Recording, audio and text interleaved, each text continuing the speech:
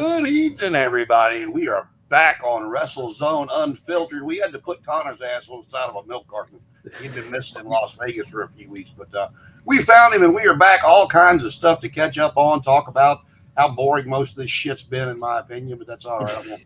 I'm gonna shit on everything. Y'all just get ready for it. And Connor, it's nice to see you again, sir. How you doing? How was your trip to Vegas? I'm doing pretty good. My trip to Vegas was, despite some of the show parts, it was overall really good. I got to meet some legends I've always wanted to meet as a childhood, in my childhood. What was that? Yeah, like it was overall 5 years good. ago. Well, I'm glad you had a good time. It's good to see you. Glad you're back. Had a nice, safe trip. You got Paul joining us tonight. Paul, how you doing, sir? Well, I'm here. Let's just say that. No, I'm very happy to be here. It's been a long time since I've joined y'all for a conversation or two. Well, that's about where we're headed. So we got all kinds of stuff to catch up on. We were going to do a road to WrestleMania show. Got caught up, and Connor was getting in his trip, getting everything set to go. So we're back after about a 3-week layoff. So glad you could all join us. Connor, how was the live action now for WrestleMania? How were your seats? I mean, how was the crowd reaction? A lot of it kind of seemed dead to me on TV, but that was just, it's completely different from sitting there versus watching it on TV. So our seats were pretty good. They weren't. I went to SummerSlam last year. They weren't as good as SummerSlam, but they were pretty good seats. So this was my first stadium show. I went to SummerSlam, but it sounded a little bit different. So when the fans made a reaction, it just felt very different. Jericho talked to us one time where when the fans react, it just goes up to the stadium or whatever. I don't know how you put it. It's definitely an observation a lot of people make. Some stadiums sound amazing. I think that's why the Tokyo Dome is always kind of renowned. I think it just sounds good. And that's just it. When there's a big bump and the crowd goes crazy, it sounds great. Yeah, when in the LA night, I went to night 1. In the LA night and Check Out Fatu, when LA Knight did that BFT on you could hear it. But for some matches, like the New Day and War Raiders, and some matches the crowd was less excited for. But overall, seats were good. I was really the match I wanted to see on the whole card was Punk's match. That's why I picked night 1. And I'm glad I did pick night 1 because we got the better main event, I thought, than what happened on night 2. But overall, I thought it was a good experience being there. It took a hell of a time to get in. I was with my uncle. He's in a wheelchair, so it took a hell of a time getting in there. It took us 2 hours to get seated and 2 hours to get out. Then that's not even counting the line to get in. It was a madhouse there. And honestly, some of those big stadiums are great if you have less physically accessible people. So that says how bad it was that a place that's good for that kind of thing was really, really bad. Yeah, it was there was people that worked there that didn't know anything. We went to our seats. They told us to go back down, so we had to go all the way back down to the first floor. Then we went all the way back up, and I just said the hell with it. And then it was a whole thing. It kind of made me frustrated even before WrestleMania started. Then on top of it, the first match Jey Uso won, so that kind of mattered to it. But our seats were not too bad. There were some parts of the show I liked more than other parts. My favorite part, obviously, was the main event. Even though CM Punk didn't win, I thought it was a great match. And I really liked Cult of Personality was there to perform his entrance. And then This Fire Burns returned. That was CM Punk's first WWE theme song when he first joined. It was great to see that back. But yeah, overall, it was a good, just being there, it was a pretty good experience. Yeah, you brought up a good point. It's something I've actually been thinking about even before the show happened.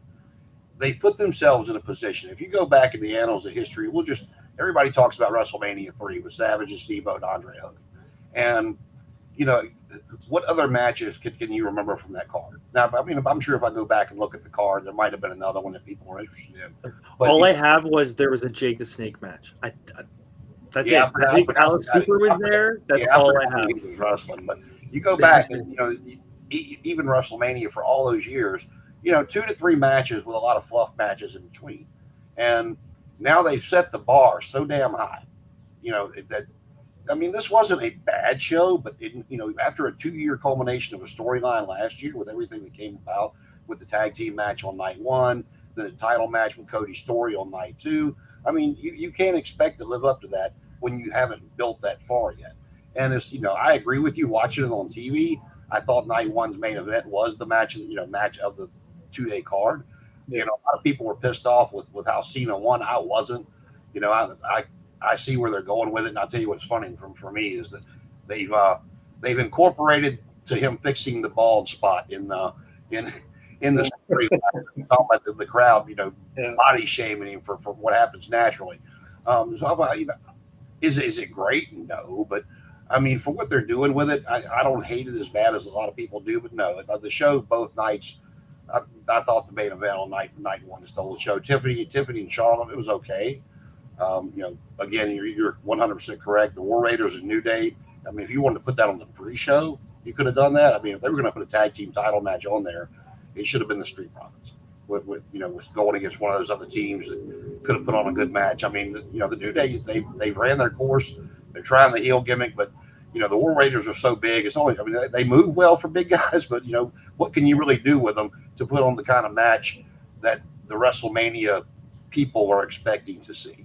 Because they're expecting everything to be, these days, they're expecting it to be Bret Hart, Stone Cold. They're expecting it to be Scott Hall and Shawn Michaels. They're expecting it to be Savage Steamboat. You're not going to get that on every match. And they back themselves into this corner to where they set the bar so high that they're going to get backlash like this when, no pun intended for the upcoming pay-per-view, but when the stuff that, it doesn't reach those heights that a 2-year Cody Story did. And, speaking of Cody, to jump in with my observation, I think you're right. And the way I would express it is they've tried to make everything bigger. But the problem is that in wrestling, you need small moments to be small.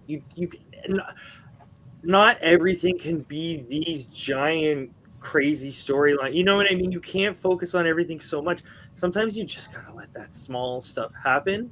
And I think the general observation I've heard with Mania is that problem. You have a 2-day event, and each day is 5 hours long, and there's 12 matches. You know what I mean? It feels like everyone's got to be on the card because it's the biggest event ever, and we got to have 3-4 days of it with different events. It's got to be big. It's got to be. But it's like, remember when Mania was 1 day and it was 3 hours? And they would, and you could have 13, 14 matches on there. Just a lot of the matches were 3-4 minutes.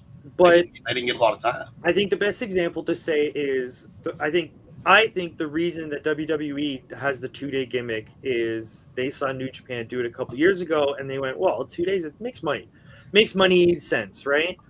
But New Japan went, we can't do this every year. That was special for that storyline, but we can't do that every year. I think WWE's like, why not? Let's do it every year. And I think you might have to cut back at some point. It can't be this big week-long event. Sometimes it just needs to be one smaller big event, very focused on. They're going the opposite way with that because we get a 2-day SummerSlam this year, and if that goes well, I don't know if it'll be the 26th, but if it goes well, if not 26 and 27, I'd almost bet money that you'll see a 2-day Rumble, which to me would have been the smarter way to go because you got the 2 world titles, you got the 2 separate Rumbles. There's enough to fit in there for the Rumble. I don't like the idea in general, but for the Rumble, I'll kind of agree because it's like the Rumble's a big match. When you have 2 Royal Rumbles in one event, it's kind of tiring. The pacing's different. Yeah, 2 hour long, at least hour long. One has to start the show because one has to end the show. You know what I mean? Like, have the women's one and then the men's one. 2 days. That sounds too bad. This first time you and I are talking, my claim to fame was I was actually at Starrcade '83. You talk about the matches. There was probably 12, 13 matches on the card. I have to go back and look.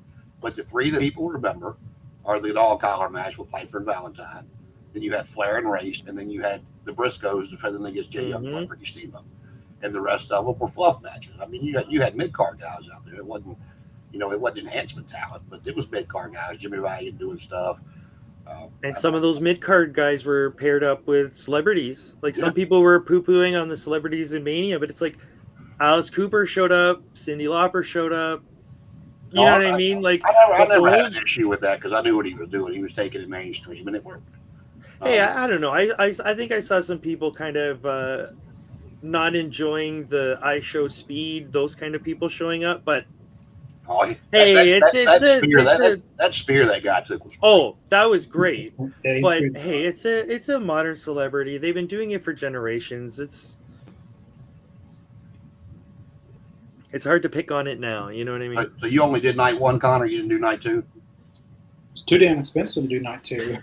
Well, the only reason I asked is I had a buddy of mine that went last year, and they did the tickets that they got was a 2-day package for. I did try doing that, but we'd be all the way up. We wouldn't see anything, but we got some decent seats for one night. And the main match I wanted to see was CM Punk's match. If I didn't see any match, that was the match I was going to see. And it worked out. We almost got some tickets to go to night two, like StubHub or whatever, but we just got tired of doing some other stuff. We just watched Mania at our hotel. It's out at the Excalibur. It's like a big casino. It had like a big sports bet where you could watch it and stuff. So we just decided to Just watch give me a second. Address over here in the comments. Riley, it's good to see you. And I'm sorry about your mother. My father passed away back in February, and I did the same. I took a little bit of a break. I think we took about a 2 or 3 week break from the show to give me time to collect my thoughts and everything. So, thoughts going out to you, sir. Mm-hmm. Glad to see you back with us. Thanks for watching, Riley. Well, here's an observation. I heard some people talking about Mania. If you go one day for WrestleMania, instead of going the second day for WrestleMania, you take that money you would have spent and you go see 3 or 4 independent shows that are happening in the area WrestleMania week. And I thought, that's a really good idea because you could see a lot of really small shows. I heard some of those Mania tickets were really expensive. Yeah, I didn't look into them. Like you said, I heard they said they're like the ringside right around there was like $25,000 a seat. 25 grand. If you got 25 grand you're spending on Mania, please go to some of those independent shows and just buy a T-shirt from everyone. Well, see, that's my thing. I'd have to come into a shitload of money to go do it just so I could enjoy the whole. Hey, if you have the money, because I'm not going to pay that much money like Connor was talking about for night two, not having good seats. I'm not going to pay that much money to go sit somewhere just to have to watch it on one of the 5 or 6, 10 screens they have around. I'd rather set my fat ass in my living room and be comfortable with it instead of spending thousands of dollars on a trip and tickets just to watch TV. I'm not going to do it. Yeah, we were on the floor for us tonight, so they were pretty decent seats. I mean, when you're on the floor, like we could see the whole ring up close. So I would rather have decent seats for one night than go to 2 nights and have bad seats. So it was, you got to take what you can get sometimes. Yeah. What did you think of the ending of the Jey Uso Gunther match? I mean, it was pretty obvious Jey was going to win, but when Gunther tapped out damn near immediately, I'm like, well, that was anticlimactic. Okay, all right. I expected a little bit more from the match just because of how they built it up the last 3 weeks before Mania. Gunther beat up Jimmy Uso, and he was a bloody pulp. I feel like at the match for Mania, Jey was going to get revenge. He was going to bust up Gunther. We didn't get none of that.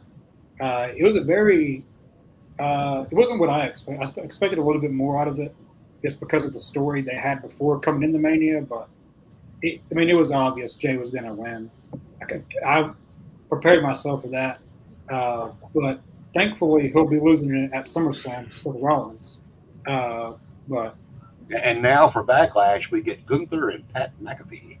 That's going to be a murder. You're going to say you can't let McAfee go over on somebody you push like Gunther unless you do it correctly. I would love to see them let Michael Cole get involved and be the reason McAfee rolls him up real quick and gets a 1, 2, 3 or something like that. I was going to say, isn't McAfee's character a little quick-witted? He's kind of a smart alecky kind of guy. McAfee's awesome. I'm sure there's some way they can work it where like he just gets it kind of quickly in that moment and Now, Pat pisses Gunther off that McAfee, little bit more. And Yeah, if you've never seen it, McAfee's actual first match was during COVID. And yeah, I in guess it was NXT, stand and deliver was what they called it, but back then. But it was against Adam Cole on the it was on the WrestleMania weekend pay per view, and I was I was pleasantly surprised with his, how much work he had put into it. And, he looked very comfortable in the ring, especially with somebody that was back when Adam Cole could still do a little bit. So before he got injured every other match.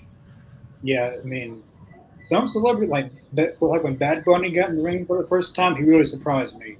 He did a flipping Canadian destroyer. Like I couldn't believe he. Stephen Amell, I think that's his last name, the Yeah, Green Lantern guy. Yeah, he Green did. Arrow, yeah. Green Arrow. Thank you for correcting me. Yeah. I was really impressed by him. Yeah, he knows professional wrestling, which is why he did that show that he Yeah. did. Heels. Heels. What's that?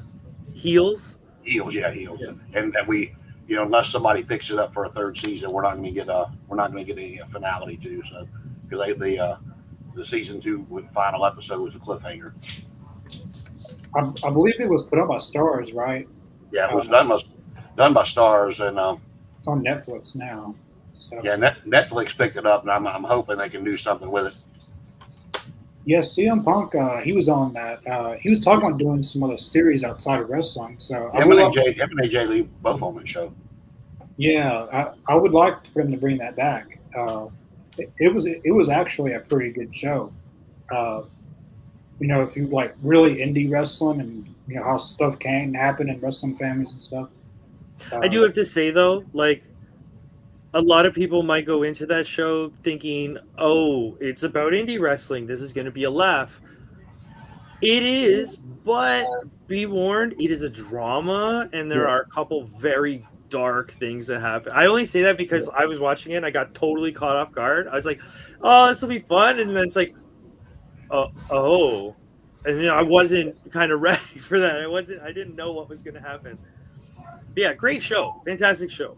Yeah, they had some elements of the wrestler in there, and which trips me out now because Chris Jericho back when that movie came out, going at Mickey Rourke for whatever the promos were, and now Chris Jericho looks like Mickey Rourke. I mean, so. That's the first time I heard that. Well, tell me I'm wrong. Tell me. I can see it now. Now that you say that, Are you still the Ayatollah of rock and roll, or are you Randy the Ram? Which do you want to be these days? It scares me that that's kind of literal and metaphorical at the same time. So it's sad. We can move on from sad topics. Yeah, but then you go and like we kind of. I'm going to be all over the place because some of this shit has just drove me crazy.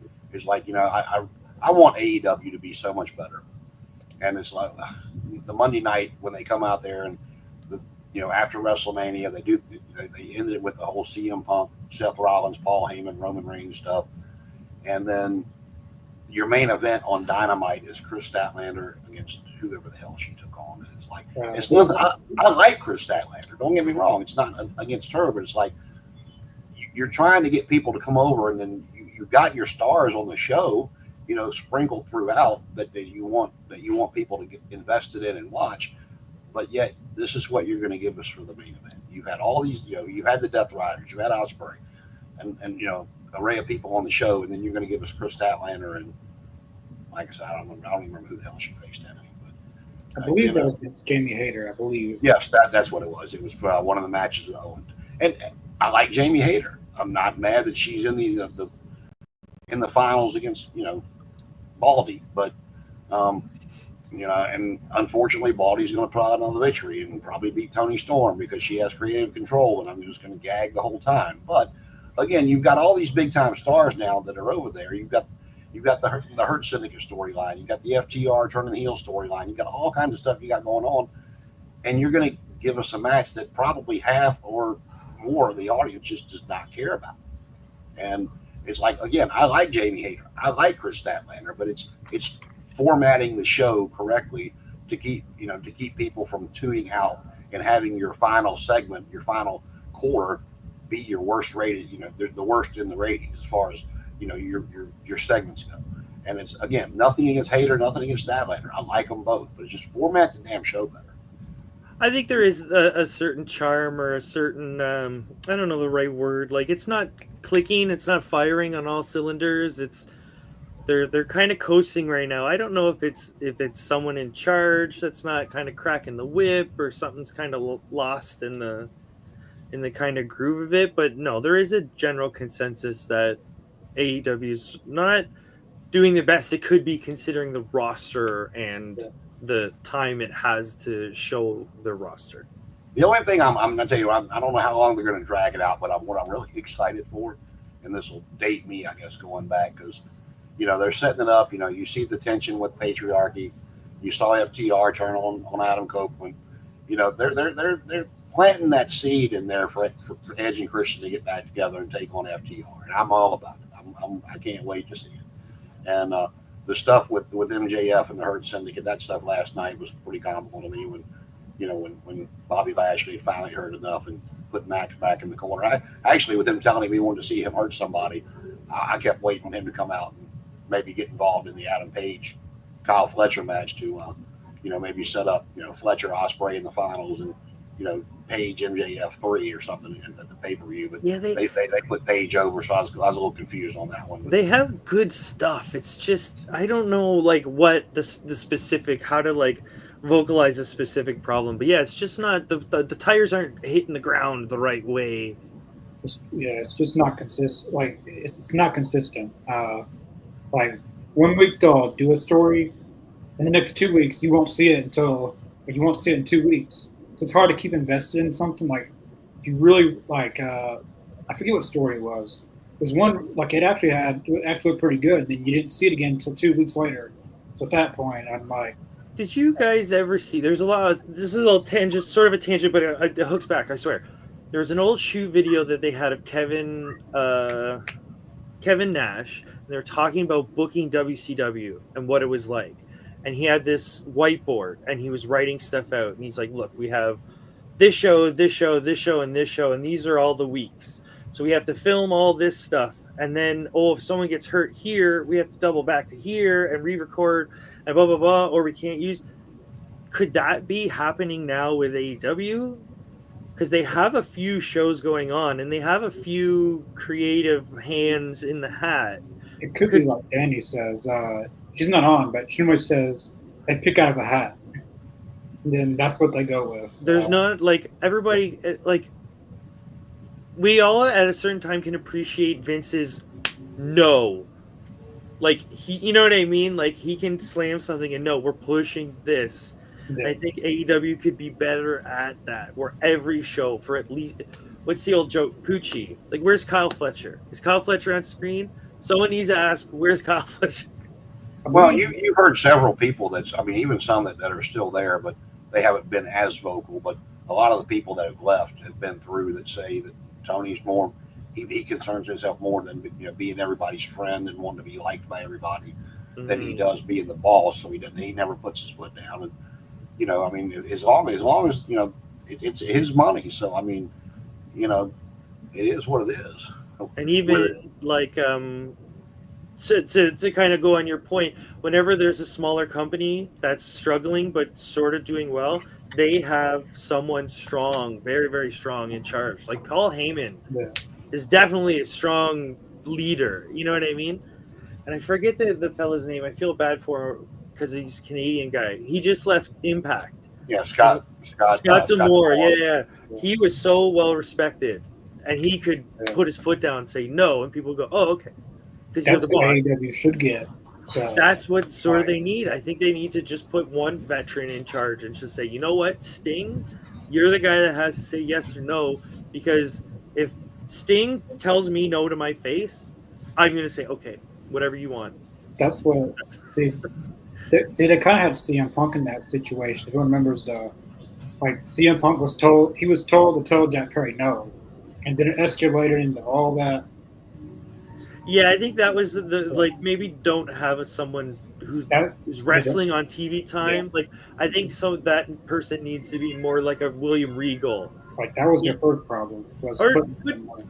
make this the Paul White's job. You know what I mean? You're gonna say no to the Big Show? You're telling Like I've always said that if someone's going to be in charge, they should not be on camera. They should be the booker, not even be on TV. Maybe for like special occasions, like maybe the boss, like the booker takes a bump or something. Like Well, very that's why I rare. always loved Jack Tunney, the old WWF, because he was on camera, the guy in charge. So if they would say, "Oh, we have an official announcement," he would come on. So But he was just some guy. You know what I mean? He Yeah, wasn't he, the he guy in had sold charge. he had sold his Canadian territory to Vince, and that was part of the deal. Well, yeah. He was a guy. Don't He take got, that. he got to keep his job. He got to keep a job, and that's But what it's they not made like him. Tony on camera doing that job and also being, the behind the scenes guy, have someone be the on camera. It's kind Like of they need a Regal. They need someone like that And I agree. They need something. to separate. I've said that for a while. But speaking of WCW, did you see Hogan and Bischoff's announcement this morning? yeah. No, I didn't. Could you inform me now of what that is? They haven't what do they call it, Real American something.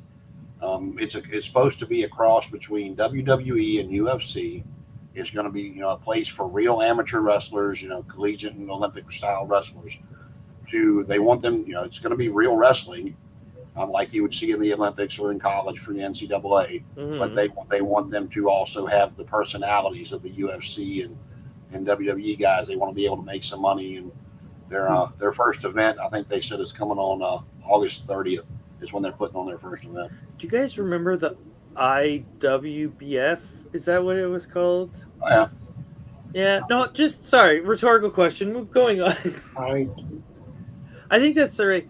So, for those who are young, Vince in the '90s started a bodybuilding competition. Yeah. I know we're talking. And about, yeah. exactly what Jason just said. It was bodybuilding, but they gimmicked it. One guy was a giant, and one person was an Amazon, whatever. But that's exactly what it sounds like. Yeah, that 30 we're years a later. bodybuilding federation that he started. That's how he was actually able to put Luger on TV while he was still under contract to Crockett.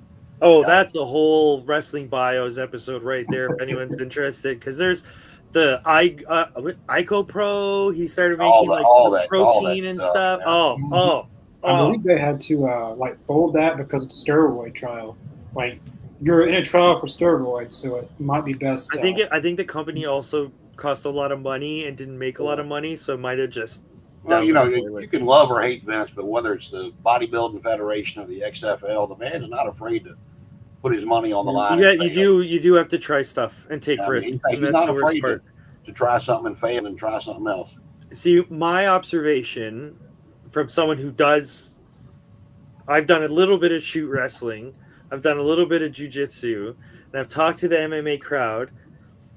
People don't really like real wrestling. People don't really like jiu-jitsu. Like you go to UFC to watch someone get punched in the mouth, right? Like that's what you want to see. You want to see Ronda Rousey getting her head kicked in. You don't want to see two guys going and oh my god, he's got an arm free, and you're like, what do I care that he's got an arm free? Oh, but now he can do a Spanish name choke, and you're like, well, I don't know what that. I appreciate Joe Rogan and the skills that go into it, but to a casual viewer, a lot of that technicality goes above their head. Yeah, the first time I ever saw UFC before it became what it is now, and it was just getting started on TV. It was these two guys fighting. The referee, they introduced him. Don't know who it was, but the referee gets in the middle, does his okay fight, and the one tall black dude just reared back and kicked it to somebody right upside the head, and he looked like a tree that just fell straight over. I went, holy shit, because he just fell straight over and was out. I mean, one kick upside the head. That was the one that's the one I saw, and I was like, it was a sumo guy versus a French fella, and he went to block low, boom, right in the mouth. But that's what people want to see. They want to see teeth kicked in. You know what I mean? I don't think there are jiu-jitsu leagues that are televised that have like pay-per-view, I guess is the word, events, and it's very niche. So I don't know if shoot Greco, whatever term, catch as catch can wrestling, I don't know if that's going to do good on TV. Like it might do good enough that you can do like a Patreon and make money off Twitch. And Well, wrestling's about that, and the best. Depending on who's on the dream team is about the only thing in Olympics I watch. So I'll give it a shot when it first. I'm not going to pay for it. I mean, when they put it on TV, I'll watch it to see. I'll at least give it the old college try, see what it's all about, brother. I'm more than open for people trying new things creatively. I'll definitely give it a shot. But it does sound like one of those concepts where you're like, So it's like amateur wrestling, right? Like, Yeah.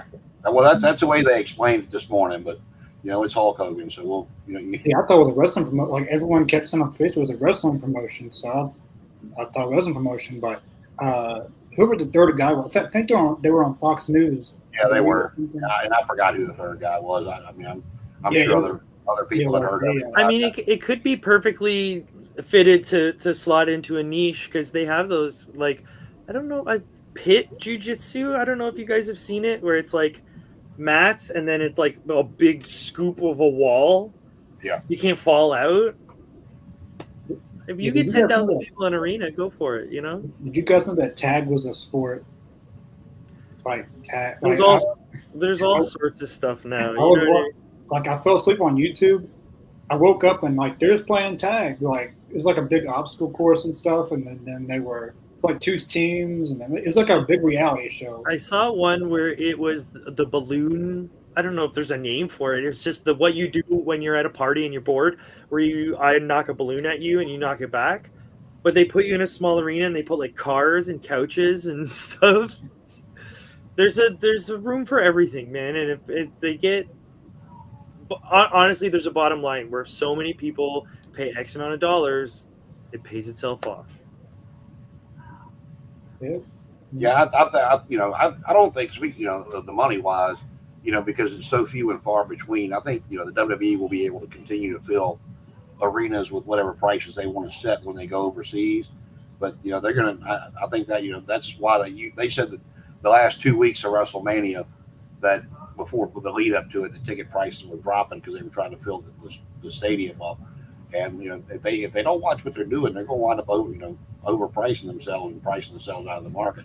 And when people were talking about, I forgot where AEW went. It was overseas, I believe, Australia maybe, where they had to go out of the stadium into a smaller venue. And I'm like, do you not remember remember WrestleMania 7? It was supposed to be, whatever stadium that was, because Vince wanted to outdo the WrestleMania 3 number. But the ticket sales were so bad, they had to move it over to the LA Sports Arena that only held like 15,000, 16,000 people. So it's happened to everybody. And, learn from your past mistakes instead of trying to put it. I'll tell you that this is the one thing with WrestleMania that everybody's commented on. And like I said, I wasn't mad with Cena winning, because if he didn't, for this last year, it would have just been the, hey, I'm here, They're actually giving him an interesting storyline to do. He came out in the all black. He had a very, very simplistic entrance for WrestleMania. Michael Cole made a good point, talking about how Flair was the self-proclaimed dirtiest player of the game and was proud of that, and the way he won and retained so many titles. Cole did a good job referencing that. But the Rock getting involved and then, not being at Mania, and you get Travis Scott. It's like, do you not? I mean, the people in the back are smart enough to realize why why people were let down, and so I don't know what your take is on that. That's just the way I felt about it. Yeah. Trying to get the comment section in control. There we go. So talking about that. Lost my train of thought. But The Rock not being he's fueled the story. Elimination champ. Well, at SmackDown for Elimination Chamber, the Sell My Soul thing, I thought he would have been at WrestleMania because they actually promoted him in the commercials and stuff. That And does then, seem to be the general consensus is you're supposed to be the conductor of this whole storyline. yeah, he didn't show up. Well, Yeah, see, here was my confusion. It was before Elimination Chamber. They had said for a year that his schedule, he had announced that he was not going to be at Mania this year for a Yeah. scheduling conflict. So we weren't going to get what everybody thought we were going to get, which would have been Cody and The Rock because of what happened last year. The Rock pinning Cody on night one. Everybody thought that was going to lead up to Mania this year, Cody versus The Rock for the title. And it wasn't sure. It was shortly after that he said he was not going to be there this year due to scheduling conflicts. Well, then the Chamber happened. I'm like, okay, well maybe something changed, and then he wasn't there. But then the next day on the Pat McAfee show, well, I'm sorry, 2 days later, Tuesday, because he had Paul Heyman and Cena and some other guys out there on Monday. But on the Pat McAfee show, he appears and he's at home, and it's like you couldn't have. Oh, okay, all right. I don't understand it, so but I don't get paid for that. If the dirt sheets are to be believed, the rumor is that one of the pay-per-views weren't selling too well, so they asked The Rock to come boost up sales. If that's the case, I think that's bogus because sometimes you can have not every event, like we were talking about before, where people want every event to be this big thing. Every so often you need a tour or you need a part of the year to just kind of calm down a bit. Because if everyone's on this emotional edge the whole year, then it's like then that's just normal. And now I'm not on my emotional edge because I'm used to everybody talking like this. I'm used to the high stress. So when everything's special, nothing's special, right? in the his interview with Pat McAfee, he actually talked about that. About it was the Elimination Chamber wasn't selling too good, but I wonder why. You're charging a house note to go to the damn show, so I wonder why ticket sales were down. But if he wasn't going to be at Mania, he should have just made a small appearance at the Elimination Chamber. Like, don't do anything that's involved in a story, because then people are going to expect, like, if you're put it like The Rock, if you're doing something in a major storyline, the way that they like John Cena turned heel, it's a pretty big deal. Like that's probably the biggest heel turn we've seen since Hogan. See, okay, might be a very controversial opinion, and I'll totally take all the heat for this. But I think if you're gonna do a story where you turn John Cena heel, like for his final run, blah blah blah, maybe don't give it to The Rock. Yeah. Like give it like it's the same sort of complaint with Undertaker's streak.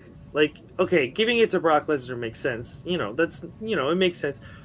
But imagine if you gave it to someone else. You know what I mean? Imagine if you gave this storyline to someone who's kind of coming up, and all of a sudden they're neck and neck with all these big stars, and everyone's like, "Oh." If you go back and you look at where Roman Reigns was then, and they were still trying to push him and push him and push him, but he had never had that signature victory, that signature moment yet. And I know Roman beat him I think it was 2 years later when Roman beat Taker at Mania, but that shot, and people are going to, they're going to shit on me for it because of where Roman is now. I'm talking about you go back then, that would have been the perfect spot to start Roman Reigns, ascent to the very top. To put him, Brock Lesnar did not need that. Yes, it's like it made sense at the moment logically, but then it's like it wasn't that step forward.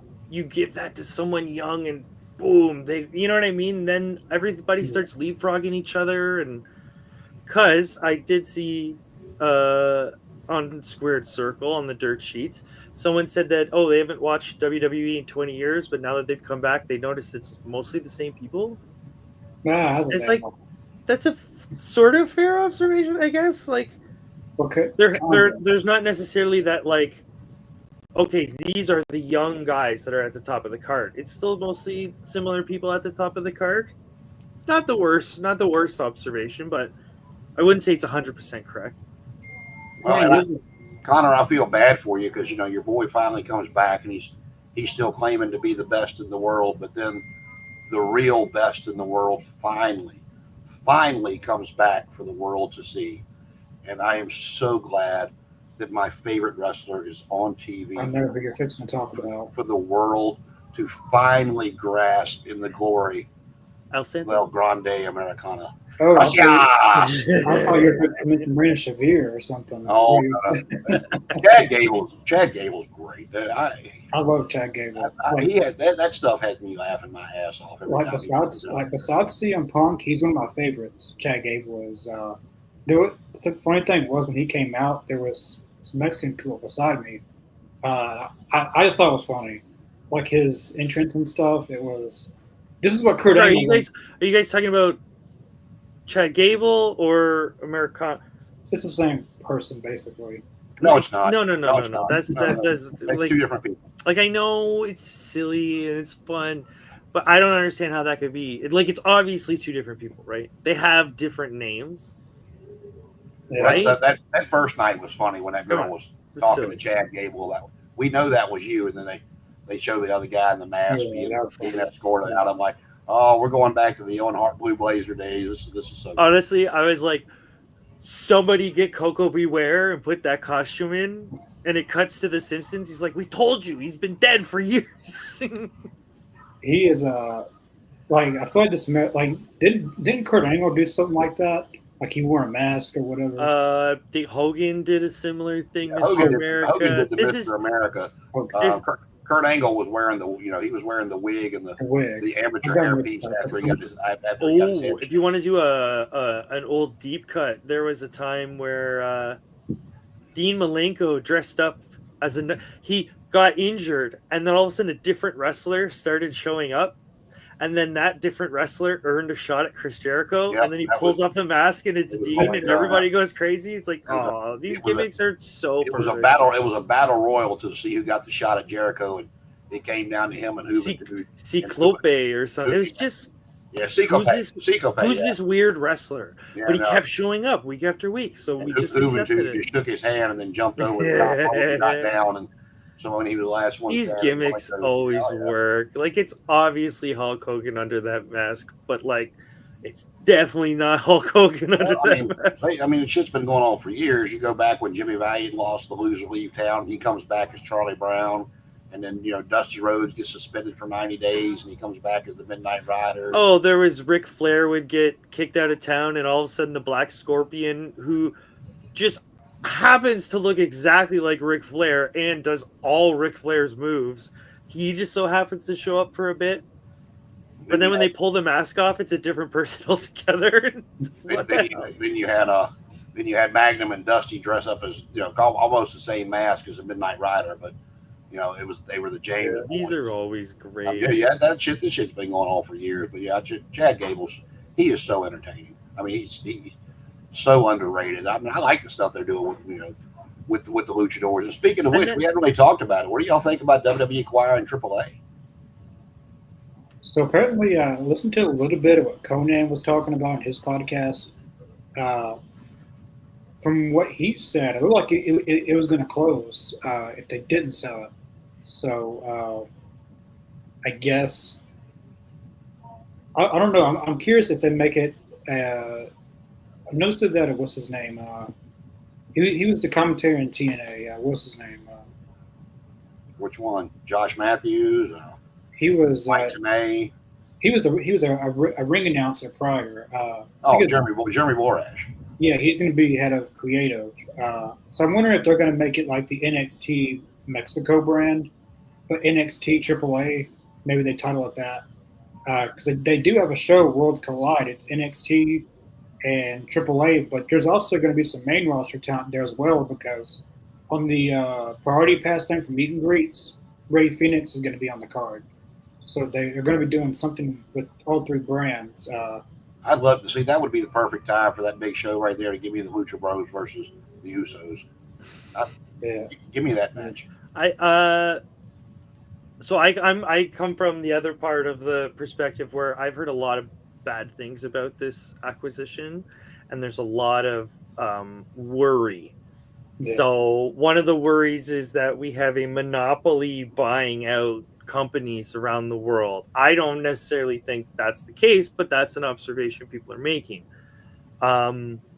Noah is not necessarily in the best shape right now, and WWE has been talking about potentially purchasing them too. So there's some people in the world that are worried about this sort of global takeover because that kills wrestling. You know what I mean? If you don't have all these different companies doing different things, that puts a stranglehold on the growth of it. So a lot of people are worried about that. You talk about Noah, but with Tony taking all New Japan's major stars, they're not in great shape either. They are actually in a really rough shape too. So, and I think if it came down between the two of them, and they could have either one, I think you'd see them go after New Japan. Just for name alone. I think what helps New Japan in this situation is New Japan isn't just New Japan. I believe, if I'm remembering correctly, it's under the Bushiroad name, and they have New Japan and Stardom and a couple other things. So it's not just like New Japan's doing bad; it's all bad.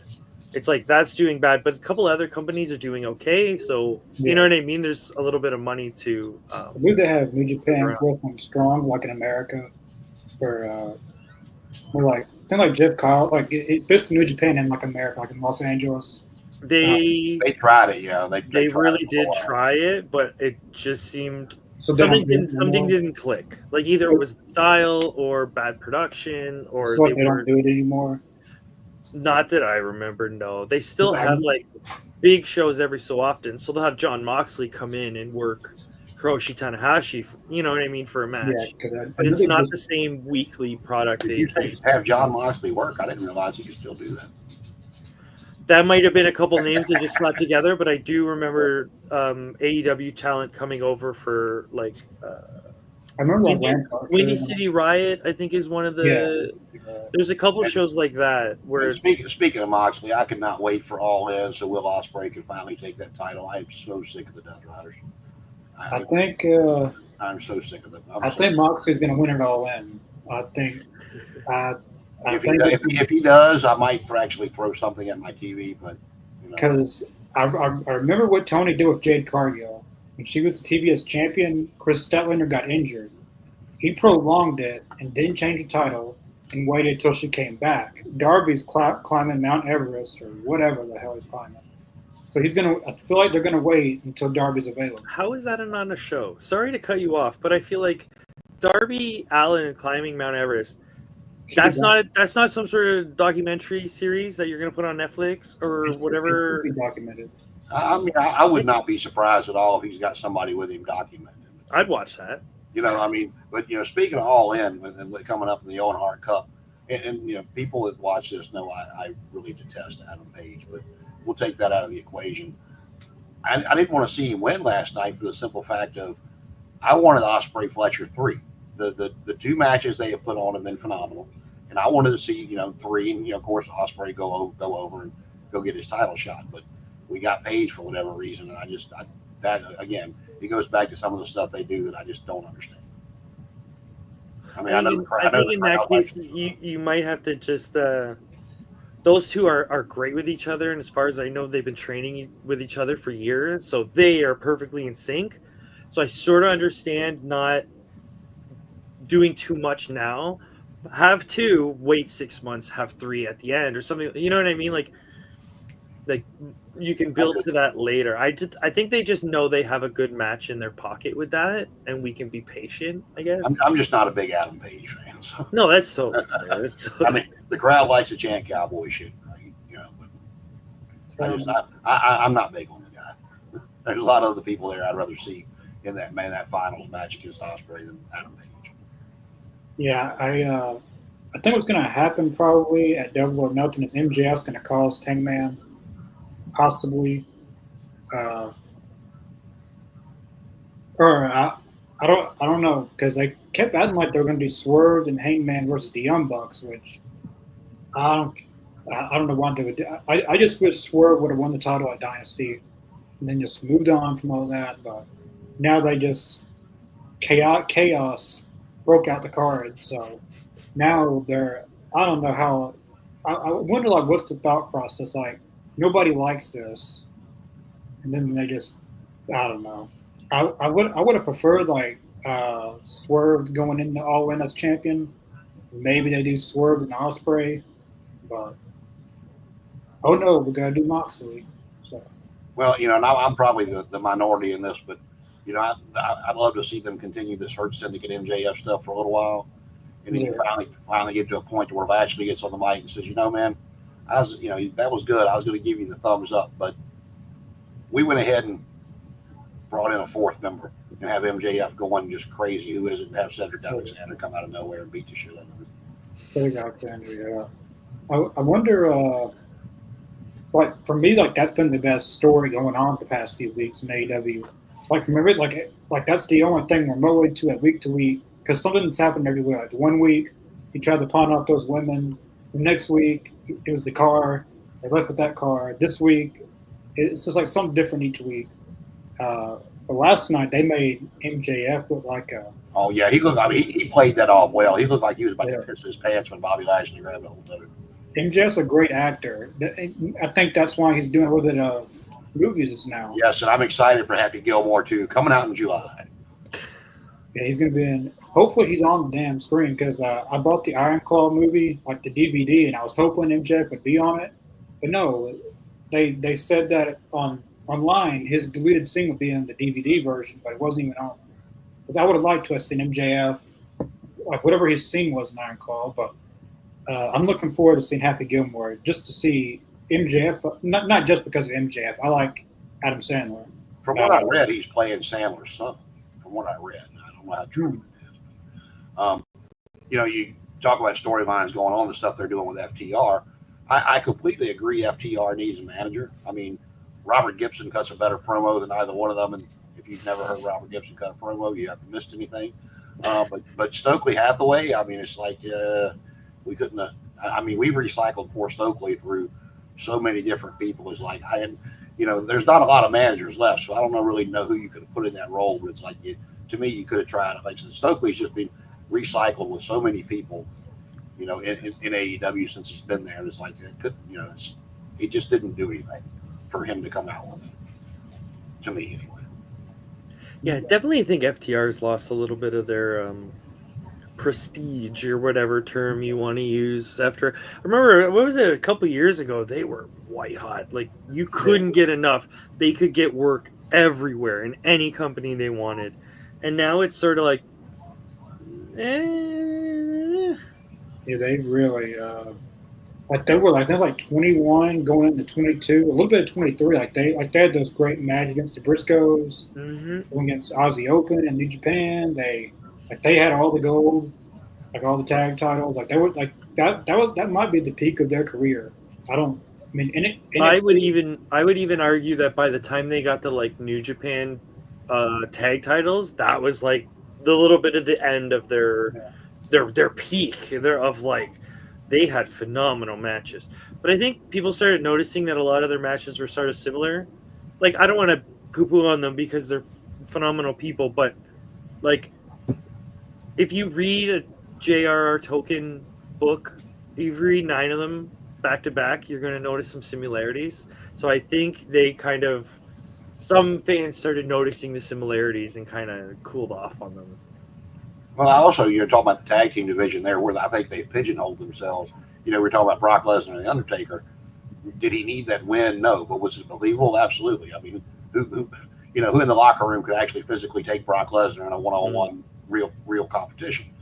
But now you put yourself in a position to where the only two people that look like they can even stand next to the Hurt Syndicate was Brian Cage, Lance Archer, and they buried them.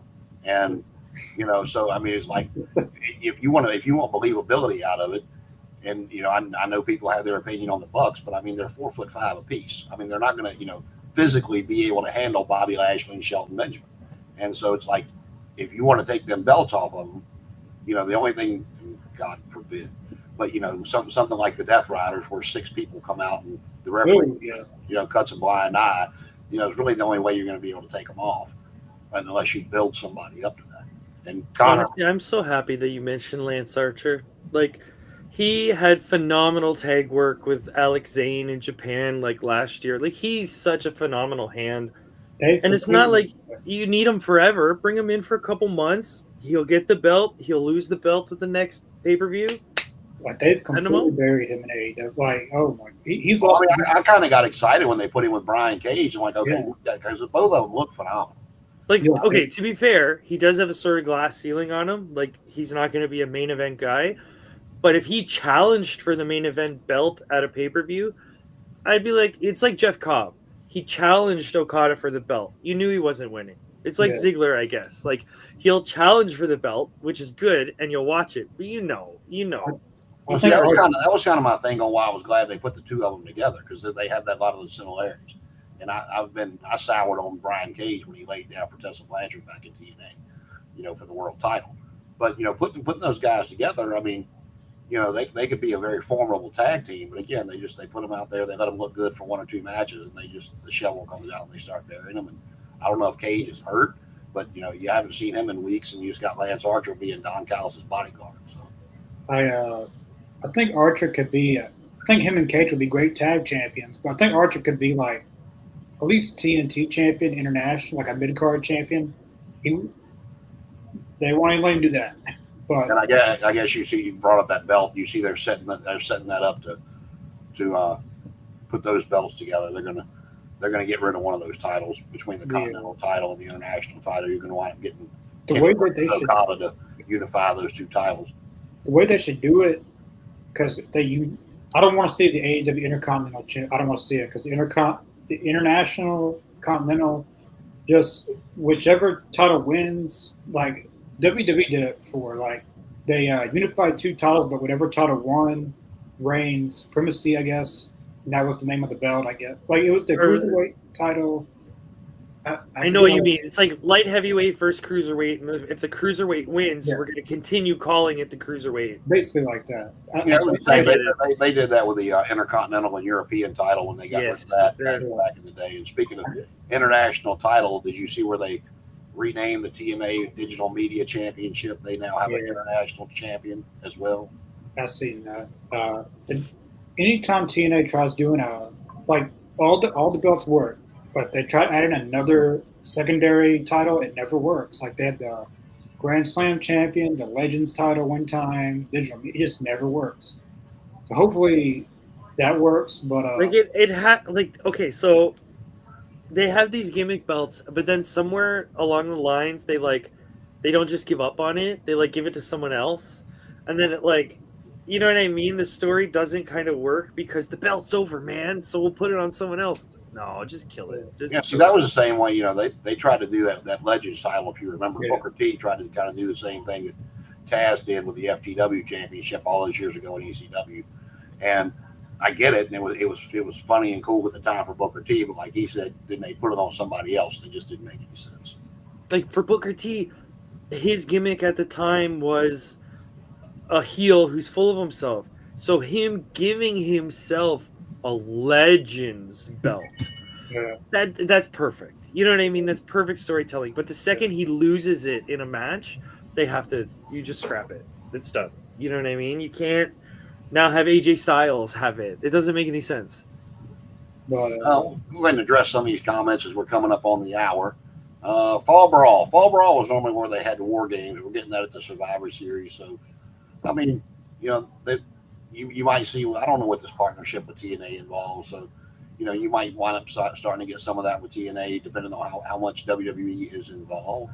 But, the one I always liked Halloween Havoc. Starrcade, of course, Starrcade, that one's got sentimental for me because that was really the first big event in wrestling history. And, Vince, to his credit, took Starrcade and turned it into WrestleMania because he saw what Starrcade did there, and he turned WrestleMania into national.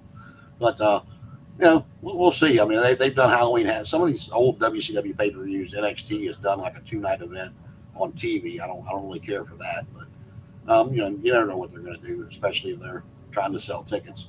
And Connor, did you meet Steve Austin? A couple people have asked. I did meet Steve Austin. That was I wanted to meet CM Punk real bad, but that didn't work out. But I get to when at the beginning of the episode I said, childhood favorites I've always wanted to meet. That's Stone Cold. He was very, very nice. He did smell like beer. That's Stone Cold Steve Austin. That's Stone Cold. He's probably sticky. Oh, he drank a beer. What? He drank another beer. What? Yeah, that's the best Stone Cold. He was very, very nice. So they tried to rush people out very fast, get your autograph, get your picture, go. Get your autograph, picture, go. I didn't do it that way. I dropped something on purpose so I could talk a little bit. Well, I talked to Stone Cold. Oh, he's working the boys. I talked to him about a minute or two. He's a very nice guy. I told him I'd like to see him and Punk have one match, and he said never say never. But he was very nice. He said I only paid for one autograph. He signed 2 places in my book, so that was good. Yeah, I've seen some of the new figures they put out. I've got the stunning Steve Austin with the robe and the TV title, but they have now put out a Ringmaster figure with the $1 million belt on there. So I'm like, yeah, I'm gonna get that one. Okay. That'll be coming to the collection sometime soon. So. Well, I had a thought I could throw at you guys if we were talking about Austin coming back for one more match. I had this idea that I thought would work perfectly for WWE. So we have this theme of like a lot of older wrestlers coming back and doing one last match, like Ric Flair or whatever. You know what it's going to be. Like we just had Butterbean versus Minoru Suzuki. I don't know if you guys saw that match. No. It's Butterbean. Let's just say his health conditions are not good. So we knew what that match was going to be. It's 2 old guys putting on a match. So I had this idea. What if wrestling companies started promoting what I would call a Legends match? So let's say you have Stone Cold Steve Austin come back for a quote-unquote Legends match. And the idea is you promote it as, this is not a real match. No one's taking bumps. No one's jumping off the cage. We are here to pop the crowd, and we're here to get this guy on a match. You know what I mean? Like, if the Sheik wants to come back for a match, you can have it by just call it a Legends match, have 0 expectations. Because then you just have these old guys come out, pop the crowd, Jim Duggan comes out, the crowd's happy. You know what I mean? And no one has to get hurt. As bad as it was, that's one of my favorite WrestleMania moments was that Legends gimmick battle royal they did in like 16 and 17. There was 0 expectations. We all knew that Sergeant Slaughter was not falling out of the ring to the floor. We all understood that these were guys in their 60s, 70s having a laugh, and that's fine. So I thought that would be a perfect gimmick to just slide into these WrestleManias, because then you could say, oh, this WrestleMania is having a Legends match. You just find a producer in the back, someone who hasn't wrestled. Mark Henry will come back, or you know what I mean? Bad example because he's somewhere else, but yeah. No, Mark Henry's actually back. He signed the Legends deal. They also signed his son. You have Mark Henry come out, tag with his son. They wrestle some other team of a veteran and their son. You could do 1-2 spots. You know what I mean? You raise the hand. You know, but where Austin didn't announce his retirement because Vince asked him not to. That's when he was taking the company public. He didn't really get the send off he deserved. But I think he got what he wanted out of that Kevin Owens match. I mean, because that's all you're going to get out of Austin is. And that's what you want. You know what I mean? That match for what it was, you know, you knew it was going to happen. They just didn't advertise it. You didn't know you were going to get a match per se, but you knew you were going to get some kind of fight at least out of the 2 of them. And because the expectations are low, you're not disappointed when there's not. You know, I know Kevin Owens is known for taking some crazy bumps, but don't put Steve in any danger. You know what I mean? We're all aware of this stuff as fans. He's not young. He wasn't young 30 years ago. He's not young now. Don't bump Steve Austin. Don't, you know what I mean? Don't breathe too heavy on him. Talk about Flair. It's like when he was still active, you know, doing what little bit he was doing before the retirement, and they put him in that damn ladder match. I'm like, what do you think? What are we doing?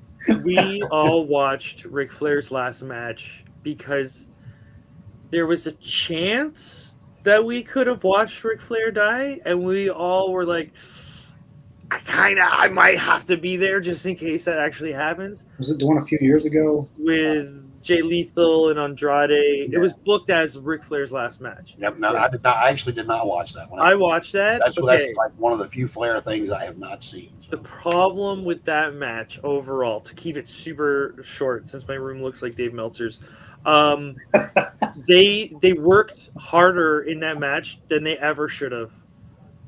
It's Ric Flair's last match. Let him come in, let him strut, let him woo. No, there were superplexes, there was drop downs, there was go behinds, there was like, don't make Ric Flair do this. You know what I mean? It's kind of like when they did the Bret Hart Vince McMahon match at WrestleMania. You know, because Bret was in no shape to be what you remember Bret Hart being. And it's And super they had to easy get- to so they- book that type of match. Just had to get his whole family involved and this, that, and the other. I mean, and that could have been done somewhere, but it didn't need to be done at WrestleMania. I mean, I'm not a big Hulk Hogan fan, but at least when him and Vince had their match, they were putting some shots in there.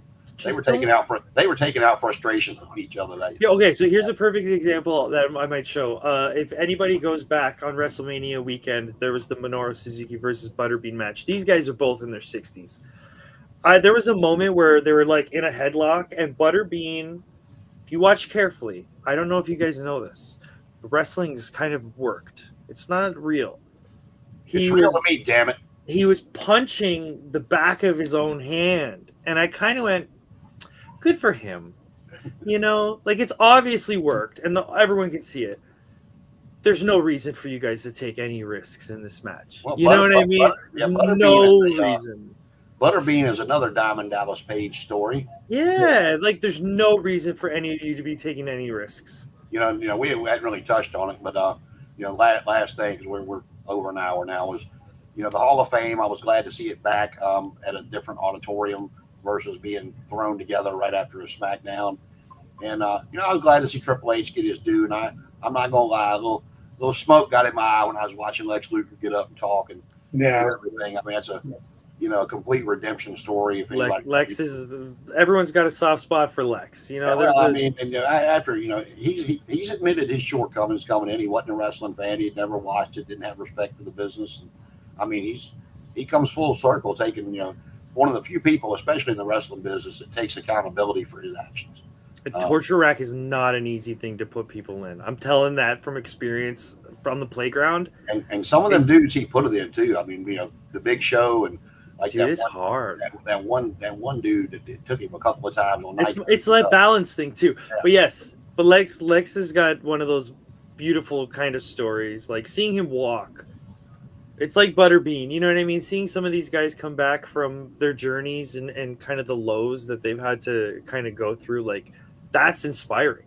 Like you can get as big and strong as you want, but when you see a guy that can't walk and all of a sudden he can walk, that's what makes me want to go to the gym. You know what I mean? That's inspiration. I was sitting there watching it, and Lex would come out and he was talking. I'm like, "Oh, smoke in my. I'm sorry." And Michelle McCool, she had a lot of good stuff in her backstory that I did not know about. Of course, I knew who she was. And I watched her wrestle back in the day, and I knew she was married to Taker. But I mean, she had a good that I enjoyed listening to her talking.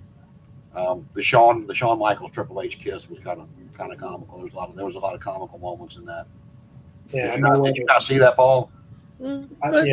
Sorry, the what? The Shawn Michaels Triple H kiss. You know what? It's like I've heard some people were kind of shocked at that, but it's like, do you guys not remember like the 90s and all the homoerotic stuff that they were doing? I like the way he did it because, Shawn was talking and he was talking to Stephanie like, we're so close that his wife has questioned our relationship and so is mine.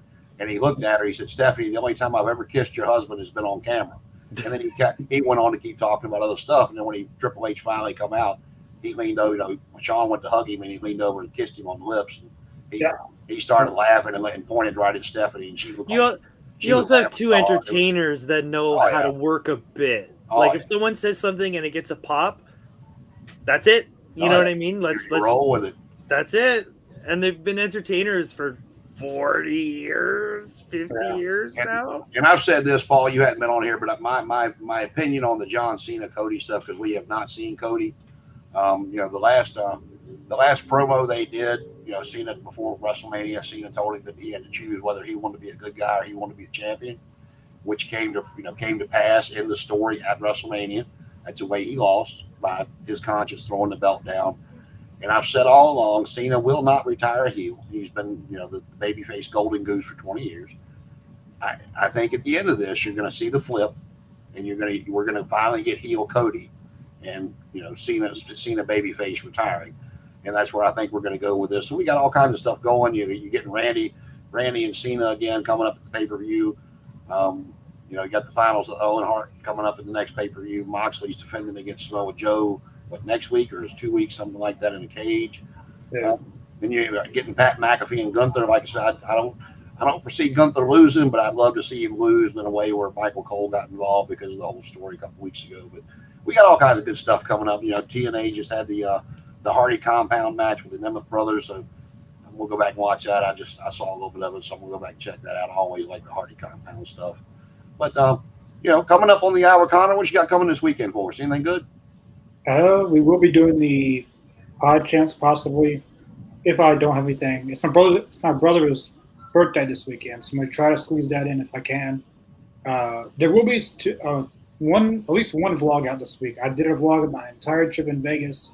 It will be out. I just don't know when. I just about got it done. It's a lot of footage to go through. A lot. I mean, we did. It's a lot of non-wrestling stuff too that we did. I took some videos and stuff. We went to a concert. I'm not sure if I'm gonna put all that stuff in because it's a lot of content. I don't want an hour or 2 hour vlog. I guess it's too long. So definitely be on the lookout for at least 1 or 2 vlogs coming out. By the end of this weekend, they should at least one of them should be out. Yeah, that's pretty much it. That's all I got for this weekend. You guys gonna do a live reaction for SmackDown tomorrow? I think we are going to. Yeah, me and Mr. Jacob should be on for SmackDown. Well, there you go. You got the SmackDown coming up. Live reaction tomorrow night. Possibly some Pod Champs if Brother Connor gets his celebration in with all kinds of good stuff, and then we'll see what happens with Raw and then SmackDown and Dynamite, and I think Collision was probably taped this week. I don't know. I haven't seen. But all kinds of good stuff coming up. And if you got any topics you want to send to us and we want to discuss, we are here for it. And for good old Connor, finally missing no more, back from Vegas. Paul, good to see you first time. And we'll be back with you live 8 p.m. Eastern time next Thursday. And for all of you out there, come on back and see us because I can't wait. See you then.